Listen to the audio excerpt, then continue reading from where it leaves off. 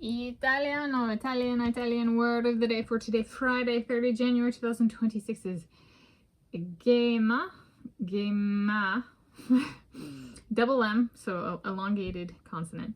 And it translates to English as gem. And a gem is a mineral that occurs in nature that is high quality enough to be kind of used in jewelry. And so then if it's has certain specifications, if it meets the specifications, it's called a gem. So an example of that physical object, a gem, is here's a necklace I have, and it has a gem in it, either of spinel or garnet. So, and it's set in the necklace. And so that's one example of a gem. Gemma. And depending on what variability of pronunciation regionally and temporally. And then, so a gem is also something that can have significance, and it's kind of like if there's a bunch of something that kind of stands out might be called a gem for whatever attributes. There's kind of defining attributes of a gem. So I was like, okay, let's go for two for myself. A gem of my cardiology self-experimentation.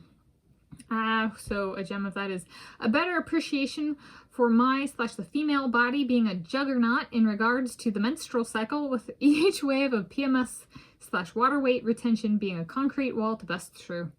Yeah, so I was thinking of like the X-Men movies, and there's a X-Men called the Juggernaut, and he gets all this momentum, and he like runs and he just like busts through walls, and I'm like, each of those walls is one of my menstrual cycles, and each wall is like the water wave of water retention that I get with each 31-day cycle.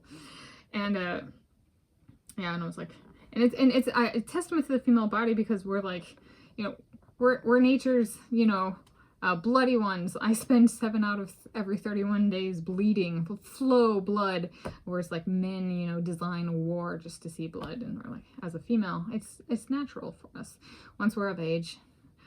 Oh, while we're of age, that kind of thing. All right, so there's one. And then a second example of that kind of a gem is a gem of my surname searching. Try-ons and potentially already have. Yeah, already have.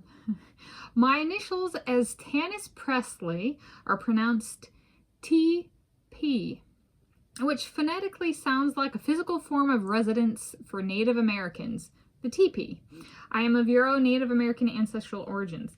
So it's a unique one in the sense of, in terms of it being a Euro-Native American name, I'm like, well, perhaps instead of thinking it as ethnicity needs to be captured in the name, thinking of it as TP, like the TP of Native American residency, residence form. It's like it carries on the Native American thing in a different way at an initials level. So that's a gem from that perspective.